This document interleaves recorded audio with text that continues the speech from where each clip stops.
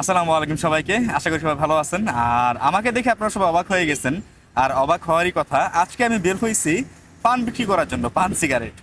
আর যদিও পান সিগারেটের ডালাটি দেখলে আপনারা চিনতে পারবেন না, তবে এই ডালাটি কার তাকে দেখলে অবশ্যই আপনারা চিনতে পারবেন। তখন ডালাও চিনতে পারবেন এটা কার, আর সেই মানুষটিকে চিনতে পারবেন। আসলে কবির দেখাও তো সবাই চিনতে পারছে কিনা। এই হলো ইয়াসমিন।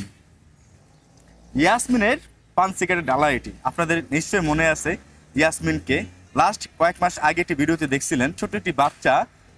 এখন যদি অনেকে নাও চিনতে পারেন, বাট ওই সময় তার বোরকা ছিল না। দেন আমরা খুশি হয়ে ওকে দুটো বোরকা কিনে দিয়েছিলাম। তো বোরকা কিনে দেওয়ার পরে আজকে দেখি ইয়াসমিন এই ডালাটা নিয়ে হঠাৎ করে যাত্রাবাড়ির মোড়ের দিকে আমি আর কবির যাচ্ছি, তখন কবির দেখালো রাস্তার ওপারে, এই পারে ছিল ইয়াসমিন, যে হানিফ দেখো ইয়াসমিন ওই পারে পান বিক্রি করতেছে। দেন আমি তো অবাক হয়ে গেছি।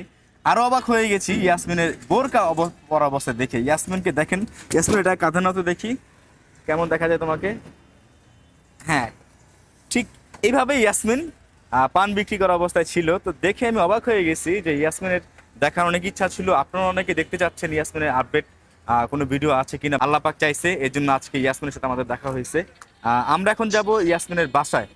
ইয়াসমিন, এটা তুমি আমাকে দিয়ে দাও। তোমার ভার হয়ে গেছে, ভার না, এটা কাঁধ ব্যথা হয়ে যায় না? হ্যাঁ, আমরা এখন যাব ইয়াসমিনের বাসায়। ইয়াসমিনের বাসায় এই উদ্দেশ্যে যাব, ইনশাল্লাহ নেক্সট পরবর্তী যে ভিডিওগুলো হবে সেগুলো হবে ইয়াসমিনের যেন এই পানের ডালা নিয়ে রাস্তায় বের হতে না হয়, ইয়াসমিনের জন্য এই কষ্ট না থাকে। ইয়াসমিনের কষ্টটা মূলত ওর বাবা দুনিয়া ত্যাগ করার পর থেকে ওর কষ্ট নেমে আসে ওর জীবনে। শুধু ওর জীবনে নয়, ওর ছোট দুটি ভাই আছে, ওর মা আছে। ওর মা হলো শ্বাসকষ্টের রোগী, না ইয়াসমিন? শ্বাসকষ্টের রোগী ওর মা।